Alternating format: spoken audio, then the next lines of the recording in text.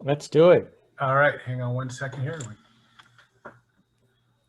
I'll let everybody else back in and we should be good to go. Well, good evening, everybody. My name is David DeMont. I'm with Samy's Camera and Samy's Photo School.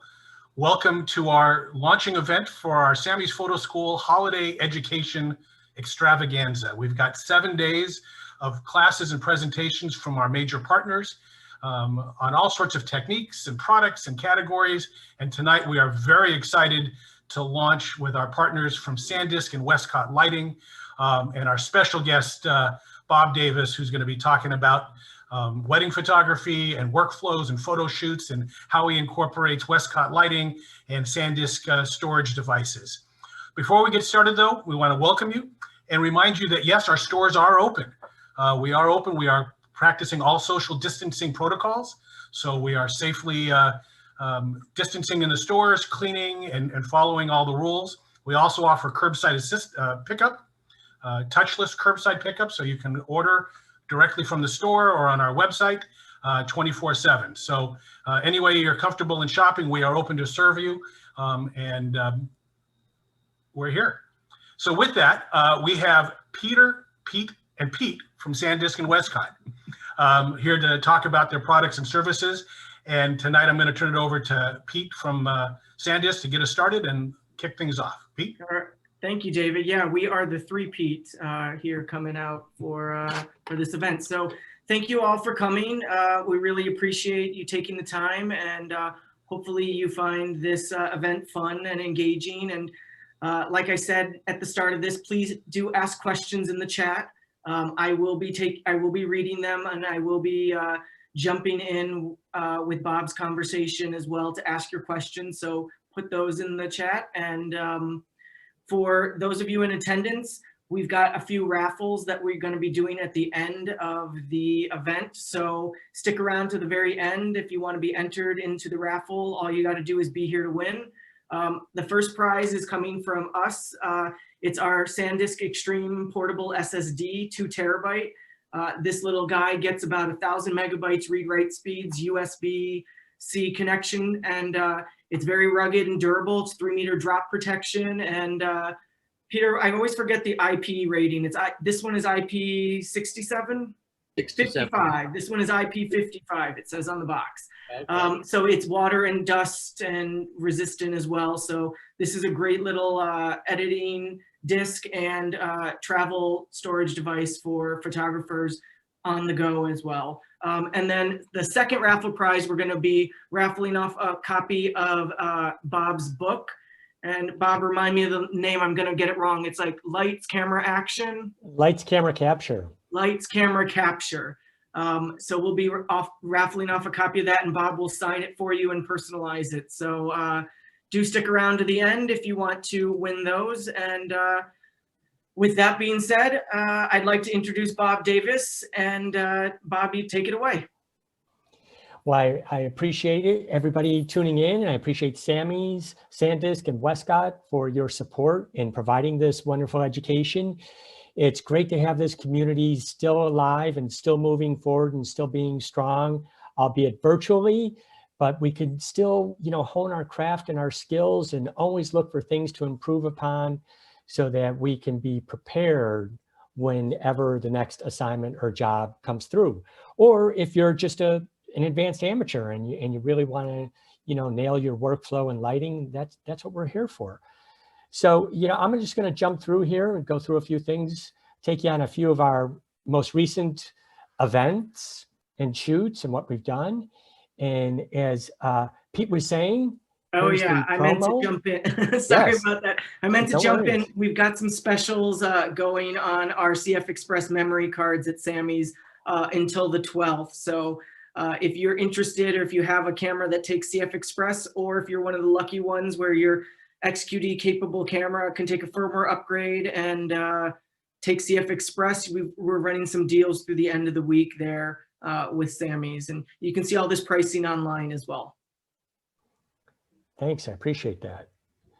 The CF Express cards, memory is a big deal, especially with the newer cameras, both with video And just the still capabilities of the EOS R5, it's 45 megapixels. The read and write speeds, there's virtually no more buffer lag. So you're shooting high frame rates now with these large files, and they're clearing so rapidly. So, you know, I embrace technology, and I want to learn as much as I can about it because it allows me to capture the images I want to get and not have that lag. I remember when the 5Ds first came out, it was like 5 frames. And if you hit that buffer, it would take forever for it to clear. So, you know, as things advance and progress, everything's getting better and faster. My go-to cameras currently are the 1DX Mark III and the EOS R5, and they both use the CF Express cards, albeit the 1DX Mark III has dual CF Express. It's unlimited buffer, it really is. You know, I've never hit the buffer. And I do have the R5, and it has the SD and the CF Express. And again, I have not hit the buffer at all. And I've been doing some high frame rates with some events that we've done and a lot of wildlife. So it's just outstanding that the gear can get out of the way for you. And it is important, you know, to have the card reader because it's USB-C as well. And the download speed is equally as fast. So that's important too, because when I get back, we just had finished a big wedding. I shouldn't say big wedding. It was 25 guests on November 1st, but it was big for me. Even though we'll call it a micro wedding, I never worked harder because the people are more focused on the photographs and creating memories that they want because they don't have the distraction of a big event that we kind of photographed a whole lot more in a lot of different scenarios. So it really became a photo essay on the couple and the immediate family. So, you know, and because it was the situation it is, we did overshoot it a little bit. And as Pete was saying, here's my both at home and mobile workflow. This little SanDisk drive is a champ. And then I use the Wireless Pro. It's partitioned. So when I'm traveling, it's a remote time machine as well. It could both work wirelessly and wired. And this is the older SanDisk drive, which is still fantastic. It's an SSD drive. And for that, I keep my iTunes and my movie editing files on because I want to keep the system drive as free as possible because again, there's a lot more computation going on with these larger files. And Pete, if you guys want to jump in here on any technical stuff on it, feel free. But, you know, I just love it because of the dependability, the ruggedness of it, and the portability because we work now virtually everywhere. This is my workstation at home. And if I was at home, I'm currently visiting my in-laws in Florida. We finished up our last event on November 1st. We delivered it to the client. So mom and dad can't travel. They're up in their 80s, mid 80s, and we wanted to just take some time and spend it with family as much as possible. But when I am at home, you know, I'm just going to kind of go through this quickly. Here's my ingest point, and I have the ingest for the CF Fast cards, and they come in, CF Express cards into the MacBook Pro. And this is the latest MacBook Pro. It's better than my last Mac Pro, which was, I think, a 2012 Tower, you know, more RAM, better video processor, bigger processor, more cores. And I just connected to a monitor. So I'm running dual monitors and a dock. And as I shared, this is my primary little working shuttle drive. And everything comes in here and simultaneously it goes to the GTEC drive. So I back up immediately. So not only do I have 2 copies in the field because I write simultaneously to 2 cards, but then when I get back, I also download because we use Photo Mechanic and I caption, keyword, everything on the point of ingest, and it goes to both this shuttle drive, and I'll explain why in a second, and to the GTEC RAID over here. And the GTEC RAID is fast. And I love too that it is portable. So we were working on a book project earlier this year, and we were working on site with editors and things. So it was great to be able to have that on location with us, to also have backup and lots of data and speed. Speed is of the essence. All right, I think that's the end of this one. I'm going to jump in here to a recent shoot. So during these challenging times, not only do I shoot, but we have this group of local photographers that we get together and we call ourselves a lighting lab. So we practice virtually, we throw down challenges because we all find ourselves with more time than we normally would have. And then when someone gets an assignment, we assist one another. So for this particular assignment, a friend of mine, James Gustin of Fig Media in Chicago, was gonna photograph his first magazine cover. So what we did is I set up all the lighting. We used the Westcott FJ 400s, wirelessly tethered him. So I was the lighting grip on this and the technical advisor. So here we go as we're setting this up on location. And then the art director was gonna come because it was for a cover of a magazine. And we wanted to create this large, beautiful, big wall of light. So I set everything up so that we could do this tethered wirelessly. And then I'll show the lighting here in a second. And we were able to create this buttery smooth, large light source of the subject who is in a handmade wooden canoe in this pond. So it's a little bit of a big deal. You know, we're doing a magazine shoot, which we weren't getting a lot of jobs on. So I really wanted to overdo it and just really try and exceed the expectations of the editors. So here I am, I'm tethering his camera. I'm actually the digital asset manager and the lighting tech on this for James. And James assists me on some of my shoots. So getting things set up using the Tether Tools Air Direct.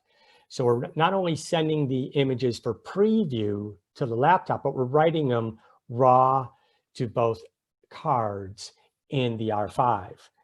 Now I'm going to use 3 FJ400s with a 12 by 12 scrim gym so that we could create this large, soft bank of light.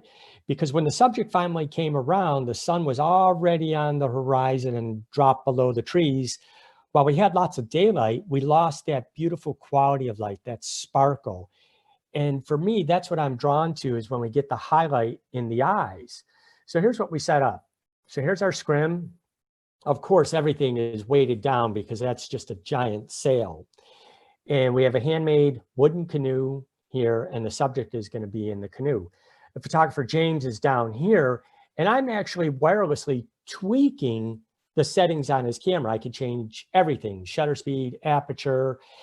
And this really is a fun way to work because James had never shot this way before, but it allowed him to be very present with the subject who had never been photographed before. So she was a little bit nervous. So he was able to interact with her and keep her reassured and engage with her.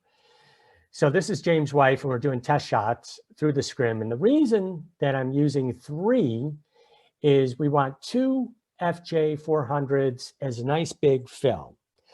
The third one you could see here, we have the long throw, or you could call it a sports reflector. And what I'm doing with that is I'm actually highlighting the subject's face. So we get that nice soft fall off, and it feels like late afternoon sunlight with the highlights on her face. So we're all set up now, ready to go. Talent comes in.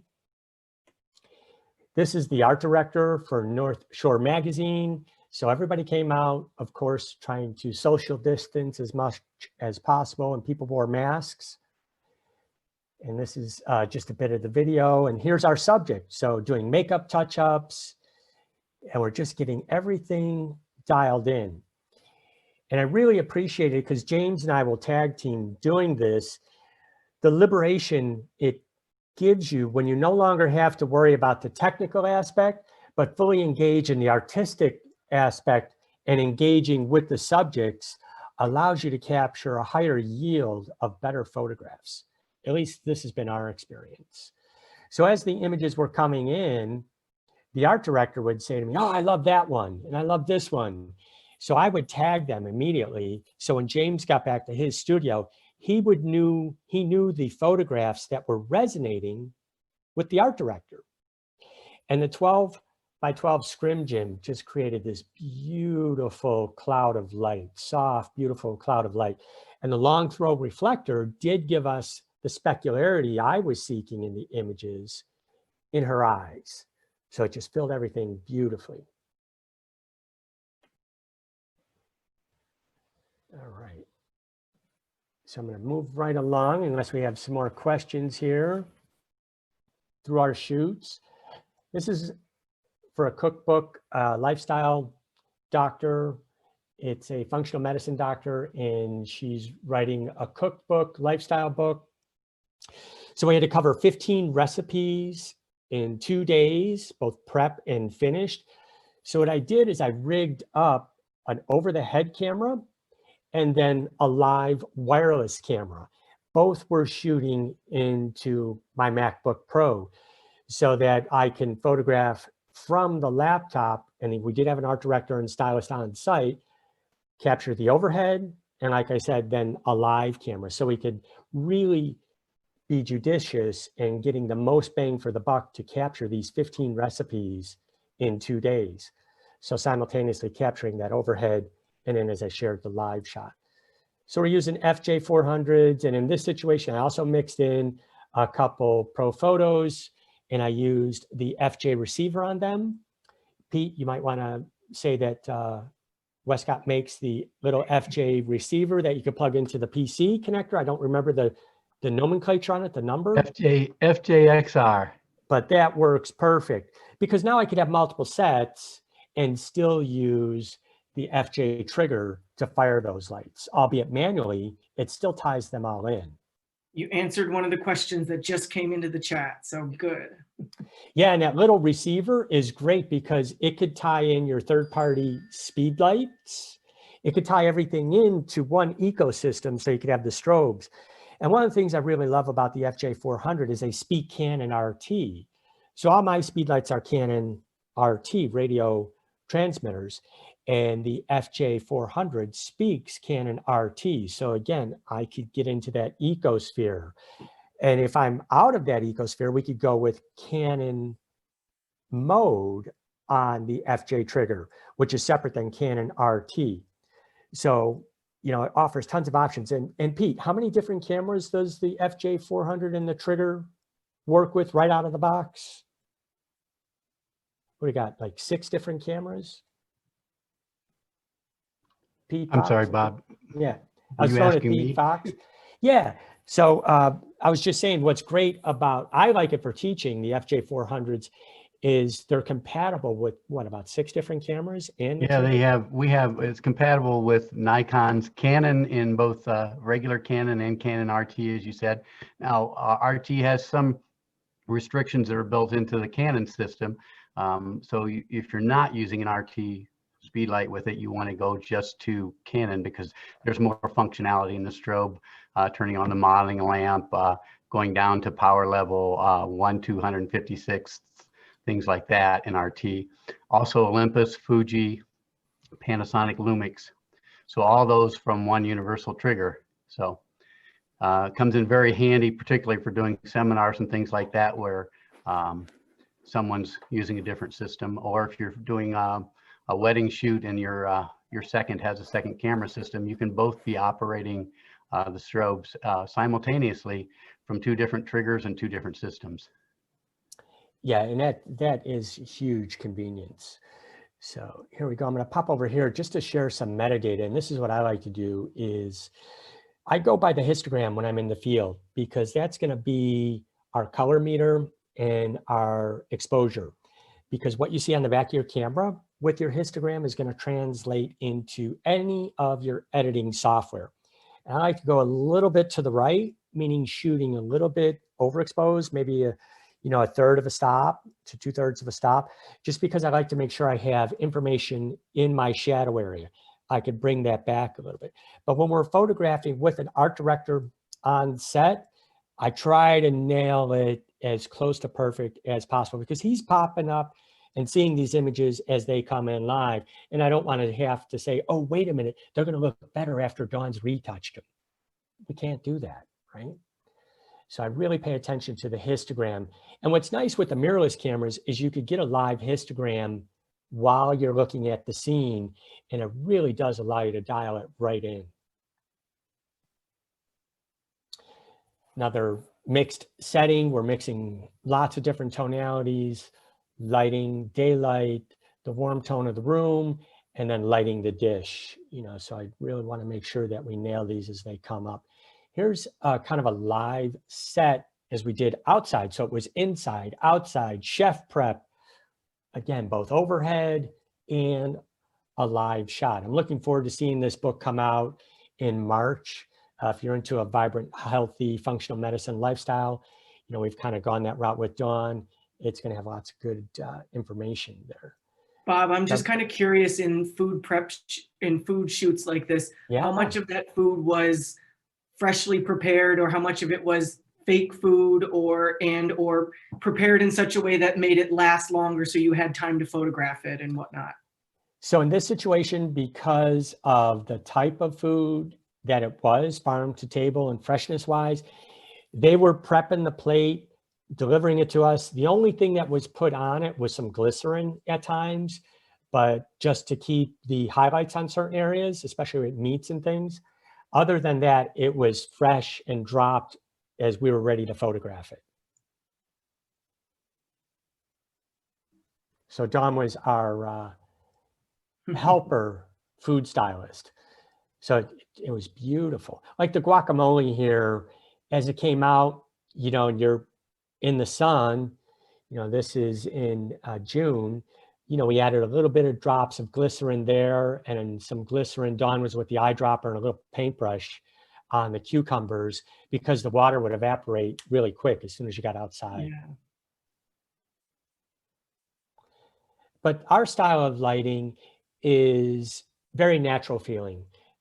Right or wrong, that's not what it is. Your lighting could be your signature. So I want to use the light and make it feel congruent to what you would see as if you were in the scene. And you might say, well, why can't you just shoot this available light? Well, because we're in open shade and the carriage in the background that we're working on, you can see there's a lot of this dappled sunlight. It becomes very uneven. And by lighting it, that allows us to take control and to really light things, and then to bring out the specularity in the highlights in the food to make it appear appealing and appetizing. We were using everything from rapid boxes. I actually took that 12 by 12 scrim gym and I used the silver side, which is silver on one side, black on the other, because right here is a big kitchen window. So we had to block all that daylight. And the reason we had to do that is because I'm also exposing for the cooktop in the background here. Well, now we're going to get a real color shift because of all the daylight coming in that window. So we had to block all that out.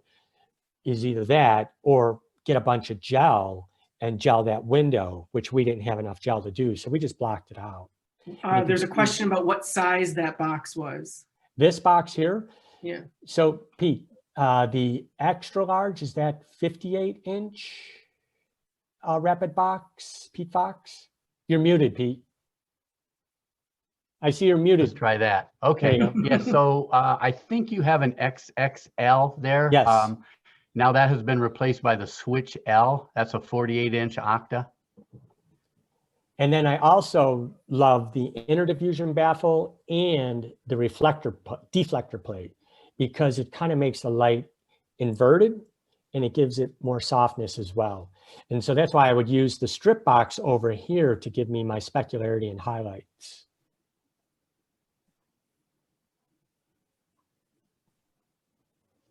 Somebody wants to know how you dealt with the shine from plates and knives in the utensils. Exactly. The reflection and shine is a big challenge. You really have to take a test shot and see where those reflections are. I've gotten kind of good at it to where I could squint my eyes and pop the test fire and those highlights immediately pop up. Shooting tethered makes it super easy because you're not trying to judge by the small LCD screen. So in a shot like this, there's a lot of specularity because of the moisture on all these vegetables and things. So it was just feathering the light. And the more diffusion I can add, the better. And also the larger the light source. So that 48-inch rapid box Switch XL really made a huge difference. But then you got to deal with a lot of fills. So when you get it angled sometimes to the right point, to where you're not getting the specularity, I'd use a white fill card in this area on the front of the plates to bounce light back in. And it felt very natural, quality of light. And they want to know, do you always use f/22 to make the shots extra? Oh, no, no, not at all. Like this is aperture 7.1, right? So it all depends on the story you're trying to tell with the image and what you're going for. So from overhead, we wanted to make sure this egg, which was about, 2-3 inches above the base plate, is in focus. So 7.1 worked great for that. You got to remember, you should test your lenses. So if you go all the way to f/22, they start getting mushy on the edges. So usually it's 2 or 3 stops in. 2 or 3 stops in is the sweetest part of your lens, right? For optimal edge-to-edge sharpness.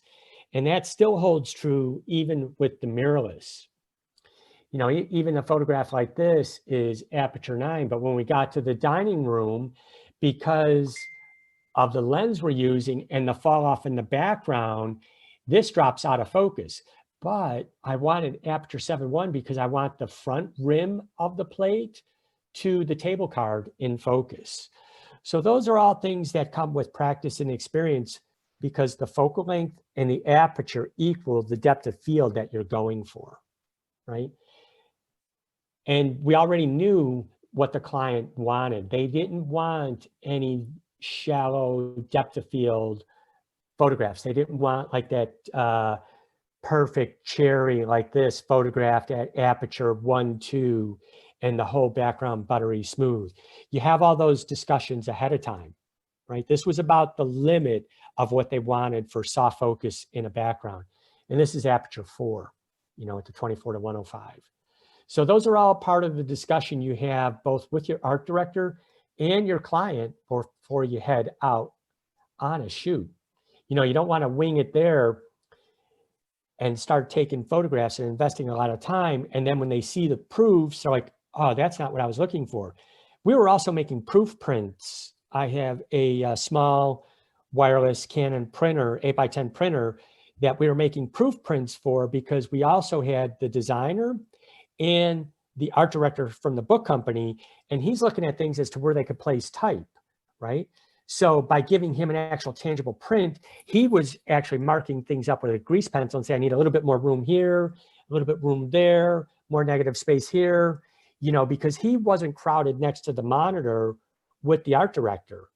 So the designer for the book was different than the actual art director on the scene. So it was great to have that printer available and do that. This is another shoot from a recent athletic shoot for this person. Reggie was building out his portfolio. He's getting into fitness modeling. So did this in the garage. I was inspired. I've seen this done for different sci-fi movies. I've seen it done time and time again where they'll use KinoFlow tube lights to create this effect in the background. And what I did was we got 4 foot by 8 foot foam core, black foam core, and we cut these 1.5 inch slats in it. And then I took parchment paper and put it over each slat so that we could diffuse it. And behind it is a Westcott silver 7-foot parabolic umbrella with speed lights. So this is all done. The background lights were speed lights. The main light was an FJ400 in a beauty dish, right? So I had one FJ400, but I used my 3 speed lights with a triple threat into the umbrella behind them. And then we, messed around with a few photographs with some canned haze. But this is the blending of speed lights and strobes. And it's really nice. You could play with your color temperature when you're in camera. So I was running around 4,000 degrees Kelvin to cool things off. And then I put a 1/4 CTO gel on the main light just so his flesh tones didn't go extremely cool. But the background lights, which are daylight, are going very cool tone at 4,000 K. So it's a fun way, because again, if you're shooting tethered or if you're photographing with an art director, you don't want them to say, imagine if this was a cool tone portrait. Bam, we could do it right on set and pull that off. So we did some as just portraits. This is the Westcott Deep umbrella with the diffusion sheet over it with FJ400 inside it. Here's a pullback shot. Here's that parabolic umbrella with speed lights in it that I was using for fill, both in front and in back when we had it behind the slats. And this is in my garage, right? So again, trying to remain more than 6 feet apart. We open up the garage doors, set it up. Here you can see 3 speed lights here, 3 speed lights here, silver parabolic umbrellas, boom. You could tie the speed lights in on rapid box switches, the strip box. So these are great light modifiers for my speed lights. And then we just flagged off all the black because my garage is light toned. And when you start getting a lot of light bouncing around, it takes away the effect. So these are my homemade V-flats. And I just went to Home Depot, got some of that pink 4x8 foam insulation, 3/4 inch. I painted it black on one side, white on the other, cut them in the middle so that they would fold over so that I could store them and take them on location. You know, in April and May, we had a lot of time. So I made the V-flats instead of buying them, but you know, they're definitely not as nice. Like I wouldn't use these as a background because they're a little bit chunked up because of my handiwork in making them, where the V-flats are very finished if you want to use them as a background. This is the Canon EL1, their new speed light, which ties right in with the RT system, which again goes right with the FJ400s. So this is another recent shoot. We got called in, a law firm was redoing their website while things are down. So we said, heck yeah, I'll take the job. So went down location, rolled in heavy. So everything we need to light 2 locations because we set up with an X-drop high key backdrop for a headshot. And then they wanted something on the environment with the city in the background. So we just set it up right in their office, right? This is a conference room, made everything work. Carrie White is assisting me so we could get a nice clean white background. And here we had 3 FJ400s because at first, in those first few shoots, I only had 1 head, but now I'm lucky enough to have 3. And the FJ trigger and wireless tethered right in. So it makes it convenient because we had the website director who's redesigning it on site. So again, we wanted to make sure we were getting the headshots that they were seeking. So these are finished, they've been retouched. So these are ready to go for the client, but they got the idea right in. So again, we had the setup in their conference room for a high key. This was in the lobby of their building. And then this was out on the street, on LaSalle Street, downtown Chicago. It's not very busy, so we could go right out on the traffic island. And the light was changing outside. So you'll see as we progress through these photographs that we went from complete cloud overcast to all of a sudden bright sunlight, and then back to a twilight type of photograph because we started shooting at 10 a.m. and then we finished at 5. So this background light changes, but our quality of light, we were using the Joel Grimes beauty dish for the location shoot when we were outside of the studio. So I would just take one of my background lights and swap out the strip box to the rapid box beauty dish.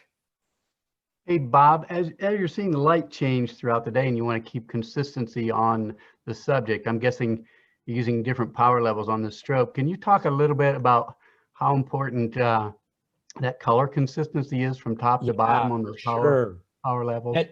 Pete, that's so good to bring up because you get that consistency of the light on the face, which is huge because I photograph everything in Kelvin. You can even see here on the back of the R5 because I'm looking for that frame to frame to frame consistency so that we have less work to do in post-production. You know, happy wife, happy life. Dawn does all of our post-production on the final editing of the images. I'll do the cull, the ingest, the tagging, and then she takes over from there. So that color consistency is absolutely important. And it didn't matter where that power level was. As you could see here, I'm shooting a mix of TTL and manual. So oftentimes what I'll do is, because sometimes the subject is moving forward and back, they don't particularly stand still. So that light, my front light, oftentimes is in TTL. And it's really accurate. So I got my TTL going, dialed in, and then I lock in the background lights in manual mode. So even when we went down out onto the street, those were TTL. And for those, I was going with aperture 2. So I was using the RF 28-70. Everything was shot at f2 because they wanted that soft background, unlike the food shots. So it's huge to have that consistency. Bob, is there anything to consider with the models when you're doing shoots like this, and when the lighting's the background lighting's changing? Did you have to direct them at all, or change their stances or poses and whatnot? Fortunately, in the location we were in, the only thing that was changing is the light was from behind. So it went from a side to directly overhead in the canyon. LaSalle Street is kind of like a canyon.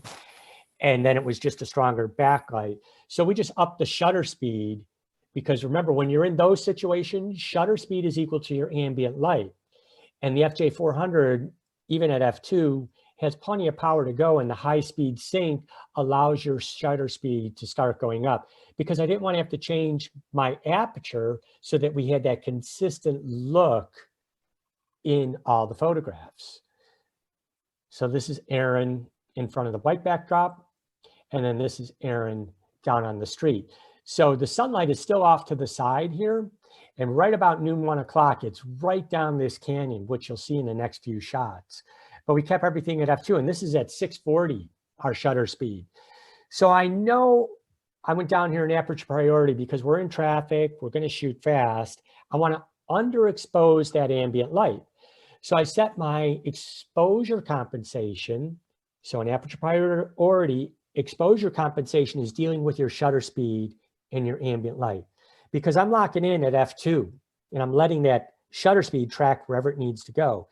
And at -2/3 to -1 stop, that gives us the separation.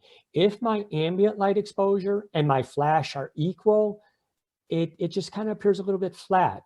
I want you to know she's lit. I want you to see the highlight in her eye, but I want the background to fall a little bit darker.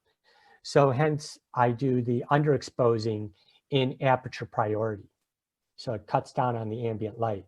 And again, racking out from 70 millimeters, going out to like a 50 millimeter, all at f2. That's another thing I love with a mirrorless camera over a digital SLR, is the confidence you get at shooting wide open. Knock on wood, man. Every one of these were in focus at f2. I could not do that prior with my 1DX, even the Mark III, as good as it is, unless you're using it in live view mode, it still has to focus twice with the parallax, right? The light comes in, hits the mirror, and it focuses so that we could see it through the viewfinder. It's in focus. The minute that mirror flips up, the camera essentially focuses a second time on the image sensor. And that's where you get parallax issues. And that's where cameras get focus calibration with things like that. So at mirrorless, that's all gone. So I am so much more confident using the shallow depth of field and using the lenses at a wide open aperture. Even on the EF lenses with the adapter, that wide open aperture is spot on, sharp. Bob, we have a question from the audience about what to do, tips for lighting portraits with people with diverse skin tones. I get asked that quite often. So it kind of goes back to the zone system and a little bit, we had this exercise when I was in college, and there was a chapter in the book. In fact, I believe it was done by Ansel Adams, where he photographed a black horse in a field at noon, right? Then he photographed a white horse in a field at the same time of day. And should you expose them any differently? Well, no, the light is the light. So you got to think about tones and where you want them to be. So this girl is a little bit more olive complexion than Erin and the following subject, right? But I want her complexion to be olive. So I don't want to factor in the darker tonality. Same way when I photograph a lot of African-American people, I'll make sure that we're underexposing if I'm in any form of automatic. If the strobe is in TTL, I'm going to bring flash exposure compensation down 2/3 of a stop because we're trying to expose for tonalities and we want the tones to be recorded exactly what they are. So these settings here didn't change, you know, especially once we were on the white backdrop. I didn't compensate for anybody's change in clothing because we're going for the tones of the face. That's the most important thing. And that's exactly what Pete brought up, color and tonality. We want that consistently throughout. So think about tones. So if I could throw an analogy out like with wildlife photography, and you know, I photograph a lot of wildlife, especially birds in flight. And if you go back to the old Kodak film boxes, they used to come with the Sunny 16 rule, right? I've got my little scale here with me. So it's roughly 1 over the ISO as your shutter speed at f/16. So if we're shooting at 400 ISO, right? 1/400th of a second at f/16. If you're in bright sunlight, it doesn't matter if you're digital or what, that's going to render your tones properly. So we're exposing for the tonality. So bird in flight, for example, if it's on a tree branch and it's sitting with all the dark tree branches behind it, right? It's the same light that's on that bird as if it's in the sky flying. So if the light isn't changing, meaning we don't have clouds going by, it's just afternoon sunlight, it's the same light in the shade, or I should say same light falling on the bird on this tree branch as it is in the sky. So if you're an auto ISO here, it's going to open up, say we need a lot more ISO because the background is so dark. The minute that bird takes off, flies to the sky, your ISO is going to drop like a rock, and this picture is going to be underexposed. So again, with either a mirrorless or your digital SLR, take a frame, evaluate your histogram, lock those settings in. Same light, same exposure. So it's the same way with flash, same light, same exposure. It doesn't matter what those tonalities are. That's why incident light meters, you know, if you're getting into learning lighting, or if you're looking to get better consistency with your exposures with your camera, are still of great value. You know, I shot a lot of chrome when I worked at the Chicago Sun-Times newspaper. We'd go photograph a Cubs game and you'd have to shoot black and white neg and color chrome film, you know, and so definitely incident light meter because their uniforms were white with blue pinstripes. And in the outfield, you know, your camera meter is telling you, oh, wow, it's so bright, start underexposing. Well, then you have a gray uniform, you know, and not vibrant blue in the stripes. Your incident light meter is actually telling you the light that's falling on the subject, no matter where it is. Same light, same exposure. I know it's kind of a long way to answer that, but it's true.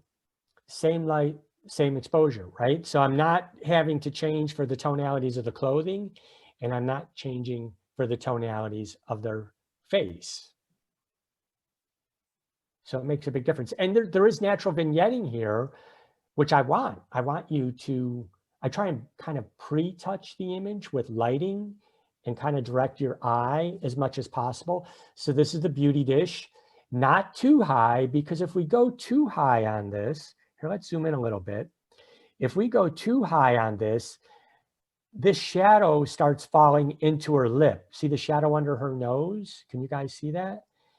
And that's what I judge for me, for what I like. I don't want this shadow falling into the lip. I want it to stay like butterfly lighting right under her nose.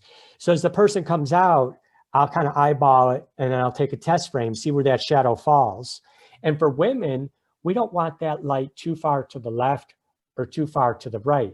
We want there to be a little shadow here, but we want it to stay right in the crease of the nose. And you always know when people have good glasses because it's super easy to eliminate the reflection. Because if they get the nice anti-reflective coating on their glasses, then you don't have to say, okay, wait, drop your head, tilt your head just a little bit right there. And then you could pass through the lens by the angle of incidence of the light passing through there. That's something we deal with quite a bit. We got shifted from the conference room because they needed to have a meeting there. So we shifted to the hallway. And again, we're using the X-drop in the hallway, but there's a window behind there and it's bright. So we had to up the shutter speed in this situation so that we weren't getting backlight coming through, because that's daylight. And my lights were all set to the color temperature, 5,200 degrees Kelvin. That's what I was shooting at. And I didn't want a fluctuation from the daylight coming in there, because those windows are tinted on an office building. And sometimes you get a funny greenish cast from the tinting that they have to protect from the sunlight. Oh, I didn't mean to launch that. Sorry about that. I was just going to run this. So this is the teardown on location. So, you know, I don't have a studio because 99% of everything I do is on location for the client in their environment. So that's why the strobes, speed lights, everything I do is meant to be portable and go on location. If we do some studio stuff, then there's plenty of studio spaces in Chicago to rent. So there's never a challenge with that. Here's the most recent session we did. Now, this was November 18th. And this is Vince Hart. It's his branding session. So this is a decorator, event planner for us. And we work with him a lot on weddings and events. So this is me just explaining, going through the walkthrough of the space. It was a pretty raw space. This was actually a television studio. So I'm setting up the FJ400s. I got 3 of them. So my main light for this was just the large Octabank, not the extra large rapid box switch. But I like the deflector plate inside, again, for that inverse lighting and the interdiffusion, because we didn't have a makeup artist with us on this shoot. So makeup artists could help you if there's any shine taking place. But the inner deflector plate and double diffuse, the inner diffusion baffle and outer diffusion baffle, gives me that softness of light and less specularity. And then Dawn, she would powder a little bit, but she's not a makeup artist. So this is me just testing the shots. And we're going to bring in Vince, and we're making sure everything is tethered. In this instance, Dawn is working with Vince and helping him redesign his website. So she's the art director, and she's actually monitoring the images that come in, because she's the one who's actually going to help him with the type and the design on his website. So we really like the quality of light coming in through this background. So this is kind of practical lighting. So there's window lights on this side, on camera left. So I wanted to mimic that. So hence where I placed the main light. The strip light back here, I really loved the way this light was coming through from a window and creating these long shadows. But at my settings, those lights were negated because I'm photographing, I think, at 200, 250 ISO. I think I was at aperture 4 and around 200th of a second on my shutter speed, because I'm trying to minimize these can lights and the brightness of the downward light cast on them from creating hot spots both on the table and on Vince's forehead and on his nose. So I'm kind of overpowering those lights, but I loved the quality of the light that was in the scene. So it's kind of like lighting for the practical. So I'm lighting for the light that I saw. I allowed the space to inspire me for the lighting and the angles of the light I was using.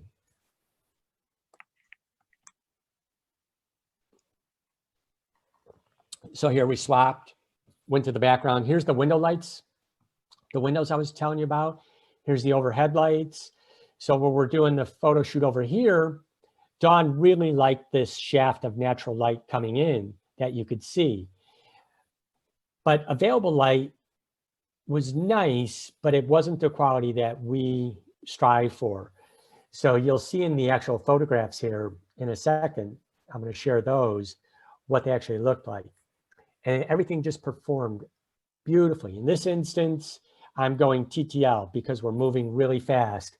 And you could see on this FJ, this is my main light in group A, I have it at +1 because at +1 in exposure compensation on the head, it's giving me the flash exposure that I like to see, which is just touching the right side, not underexposing, not overexposing, right? So that's what's really nice is we could dial in this flash exposure compensation and have it be a baseline on that head. Now my rim light back here, my fill, that flash exposure compensation in group B was at 0 because I didn't need that to be my main light to give me that full histogram. I just needed that for my separation. What this is doing is mimicking the light coming in from these windows, right? And Dawn's over here checking as the photographs populate on the computer, telling me what she wants to see. You know, she's tweaking the flowers. She's going to work our design. And you could see the actual daylight, this curtain keeps moving. So we wouldn't have consistency if I was just using available light. And also the light that was on Vince's face was far brighter than the light coming in from the windows. So when I did a couple test shots available, Dawn didn't like it because these felt too dark. And then the whole scene felt very heavy. So again, we moved to another location, packed everything up, and we went over here. This is in a TV studio. They're filming commercials on the floor below us. And his office is also in this building. So I loved all the grip gear and all the HMI lights. So we did some shoots with Vince in this environment because he is into decor and creating these wonderful events. So he has a lot of gear and a lot of decor stuff that he brings to decorate. So it just played really nice. Bob, we have a question from the audience about advice for reducing forehead hot spots from the strobe on dark skin tones. Sure. Oh, that zoomed in. Sure. So Vince was shiny, right? Again, it goes back to the same technique as feathering with the hot spots for the food. So fortunately, with people, you could put a little powder on. Now, we didn't have a full makeup artist. It was just Dawn with the powder, but Vince was still getting shiny after a few minutes. So it's feathering the light and adding both. I found the deflector plate, the inner diffusion baffle, and the outer diffusion baffle. Also is placement of the light. So here's my hand. My hand is the light, okay? Normally you think to take the rapid box and point it right at Vince's face, right? That's gonna be full on hot and a lot of shine. So what I do is I get it to the height that I want it to be. So we keep this nice shadow under his nose. And then I really feather it to the side. So what we're lighting with is this edge of the light. So the light really isn't pointing at him. It's really feathered to the side. And then this highlight on the side of his face is from the script box in the back, right? So I wanted this rim light on his shoulder that you see. So to me, this image, when Dawn looked at it, she's like, oh, that looks just the way I see it with my naked eye, because our eyes adjust.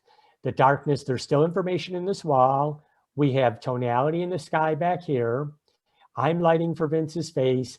And then we have the strip box coming in the background for this separation light all the way up here.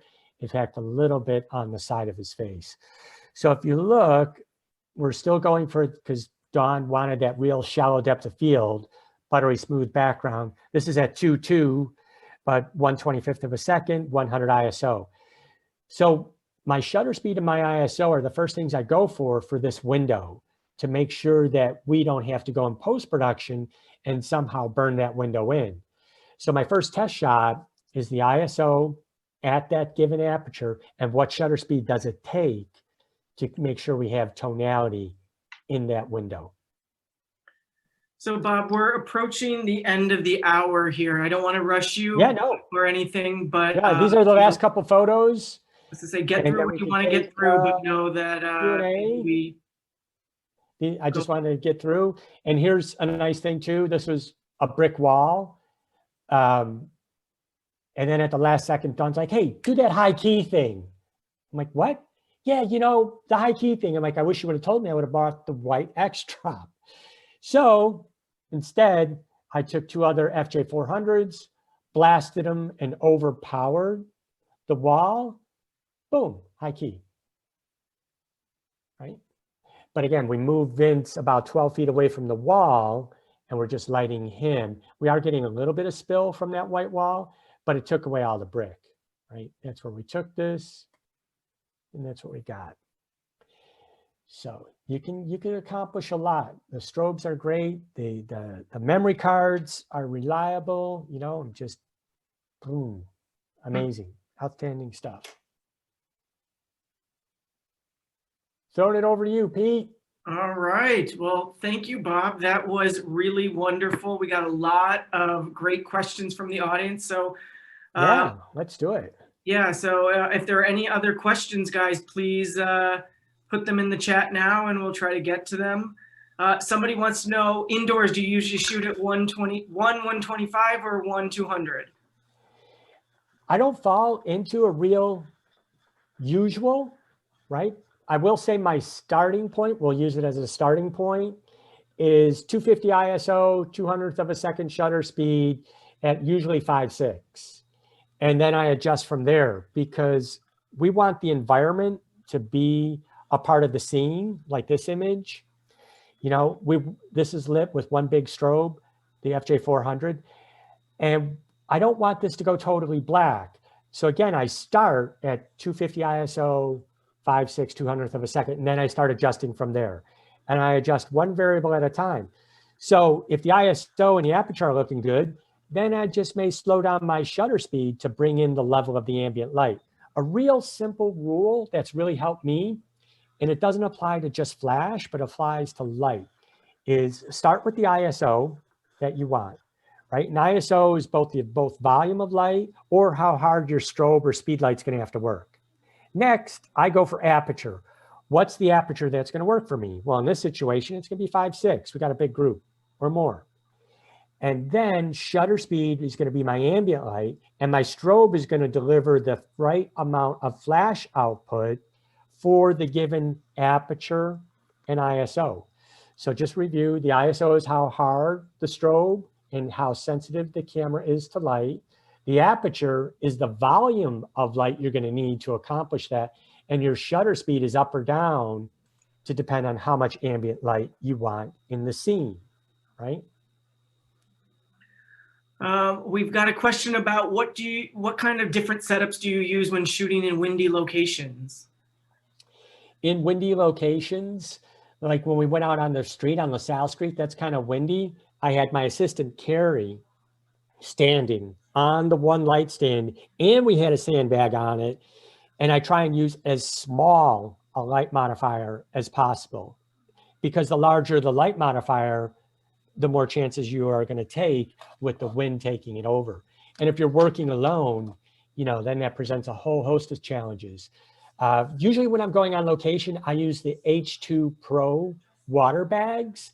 They're great because you don't have to lug more weight with you. And then when I get to a location, I just go in the bathroom and fill them up with water, and boom, you've got, you know, anywhere up to 10 pounds, or you can zip them together. I have 6 of them that always go with me in my bag.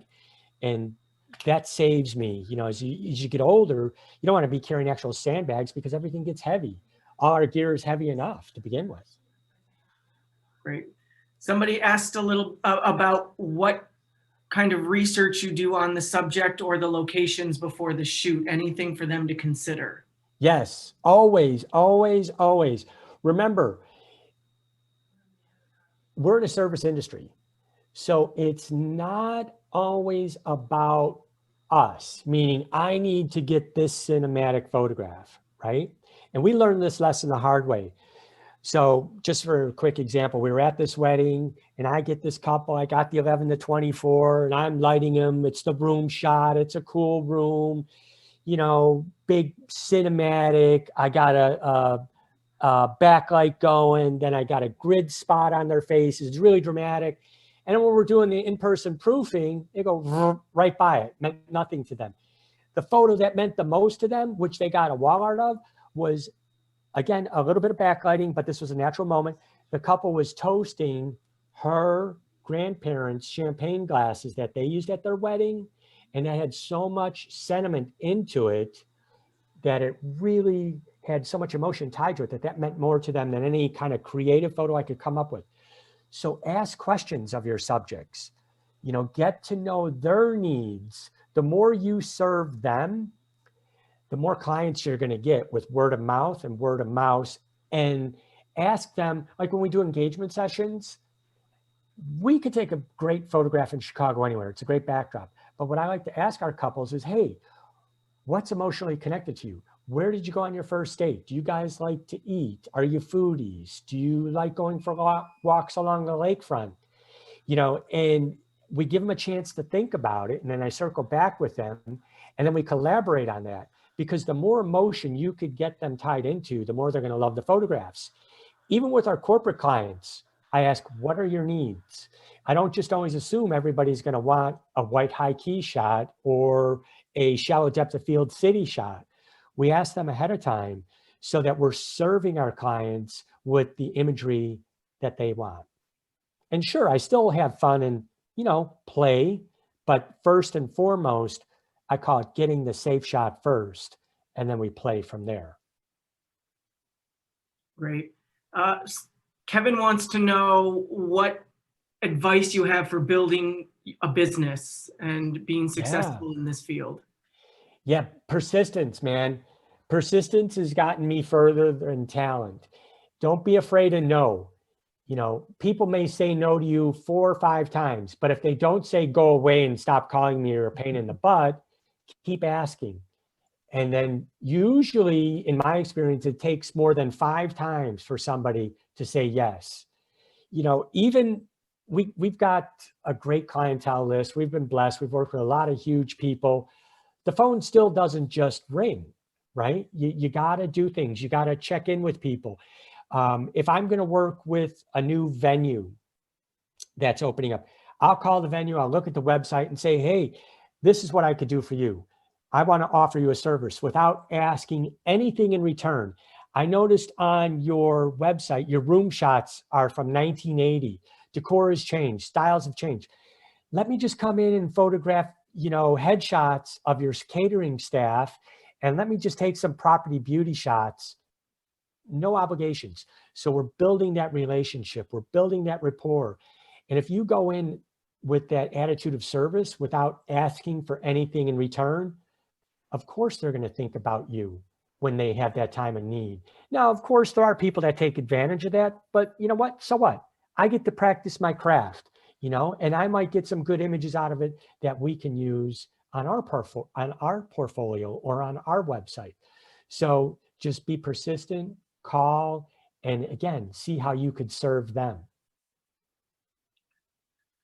All right.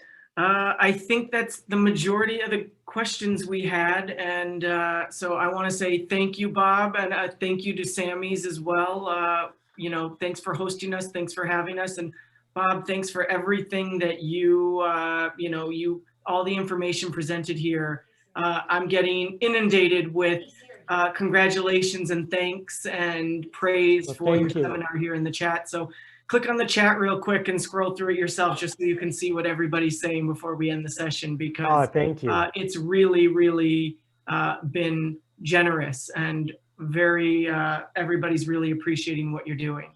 Absolutely. I just want to chime in from Samy's point of view. Bob, it's been great.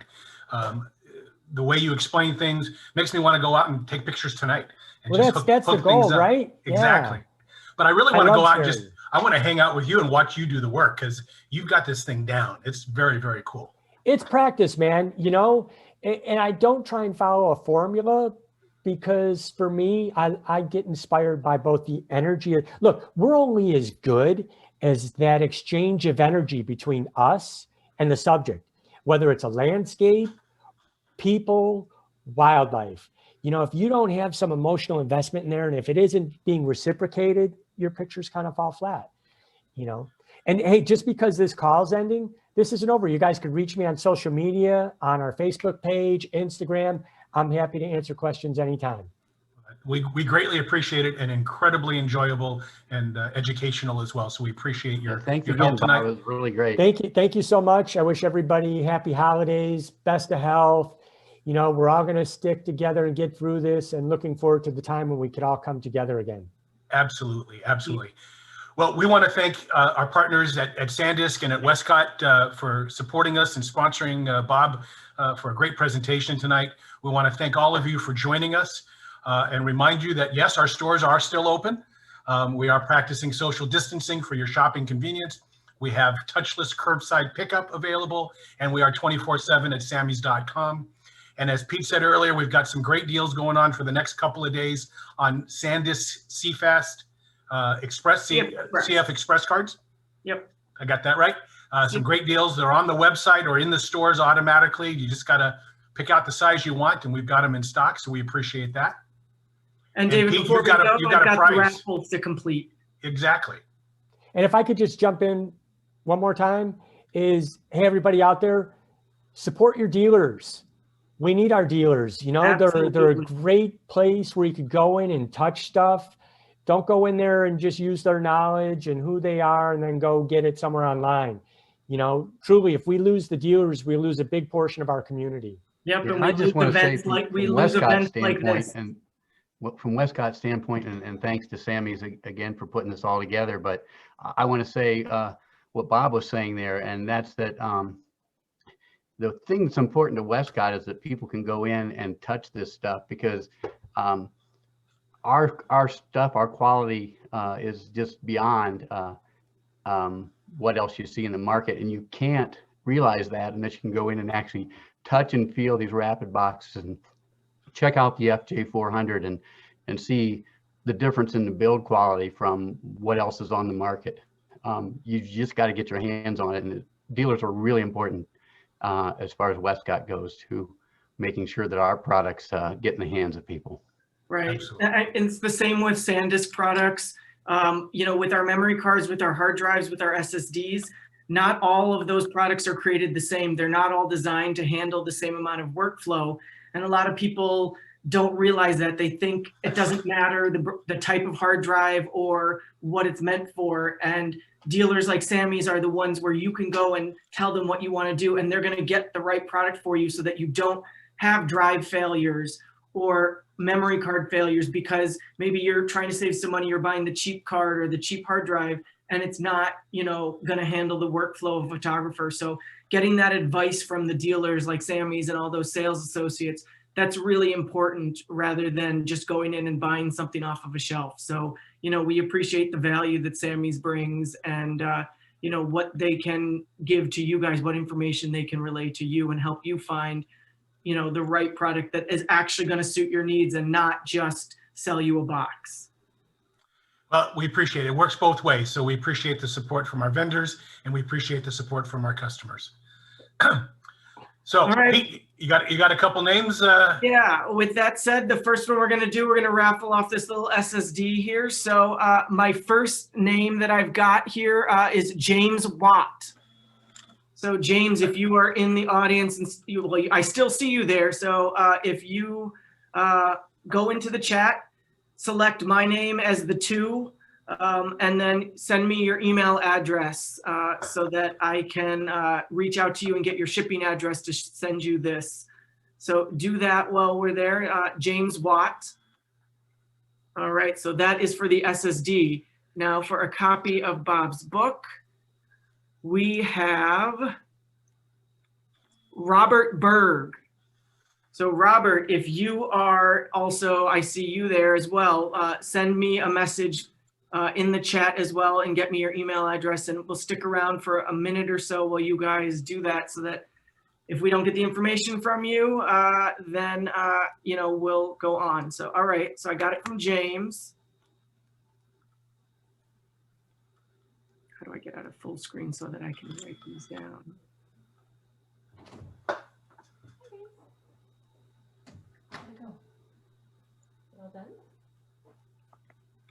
All right. so James, I've got yours. Robert, I'm still waiting for you.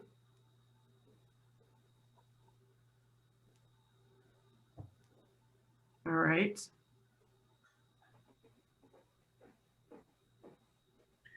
Well, while we're waiting for Robert to send me his email address, he has messaged me, so I think we're okay. I'm just seeing your messages, Robert. I still need you to send me your actual email address.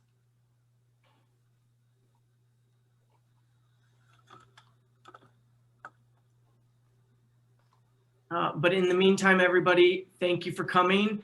And I am going to actually put my email address into the chat as well for everyone. If you have questions about our products or any of the things that you've seen here, feel free to reach out to us as well so that we can get you the information that you need. And if you have any questions about our products, all right, so I've got an email from Robert.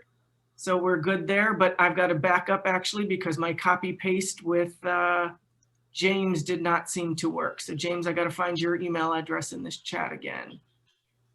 So just hang on for just a moment. There's James. All right, we are good with the winners of the raffle. So thank you, everybody. Oh, wait, I didn't put my email address in just like I said I would. Hold on. Come on, Pete.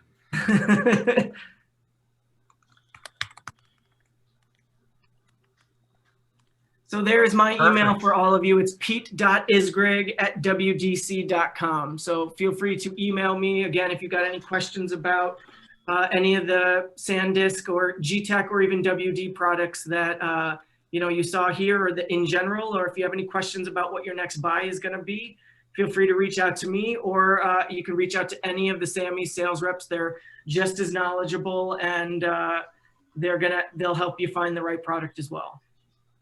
Great. Thank you, everybody. Thank you all very much. Have a great evening, and check back in over the next few days for the rest of our classes for our Samy's Photo School Holiday Education event. Thanks again. Bye. Bye, everyone.